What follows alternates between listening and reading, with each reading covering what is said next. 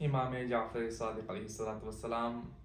توحید مفضل میں اپنے صحابی مفضل سے فرماتے ہیں، مفضل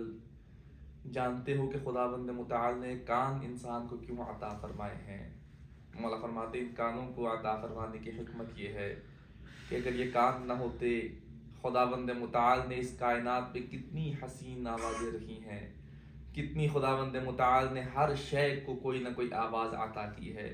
کہ اس کی آواز کے ذریعے انسان اسے پہچان لیتا ہے۔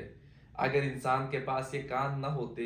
لیکن اس کائنات میں آوازیں تو ہوتی، ان آوازوں کا کوئی فائدہ نہ ہوتا، انہیں کوئی سننے والا نہ ہوتا، لوگوں کی باتوں کو سمجھ نہ سکا جاتا، لوگ باتیں کرتے لیکن کوئی کان ان باتوں کو سننے والے نہ ہوتے۔ تو خداوند متعال نے انسان کو یہ خوبصورت کان اس لیے عطا فرمائے کہ انسان اپنے اطراف میں موجود تمام اشیاء کی آوازوں کو سنے اور ان آوازوں کے ذریعے پہچانے کہ کون سی آواز ہے جو اسے سکون پہنچا سکتی ہے اور کون سی آواز ہے جس سے اس نے اپنے آپ کو بچانا ہے۔ اس کا انسان فیصلہ اسی وقت کر سکتا ہے جب ان آوازوں کو سن سکتا ہے۔ خداوند متعال نے کان اسی لیے عطا فرمائے کہ اس کے ذریعے خداوند متعال کی مختلف مخلوقات کو پہچانا جائے، ان کی پہچان کر کے یہ فیصلہ کیا جائے کہ کس کے ساتھ بیٹھنا ہے اور کس کے ساتھ نہیں بیٹھنا۔ والسلام علیکم ورحمۃ اللہ وبرکاتہ۔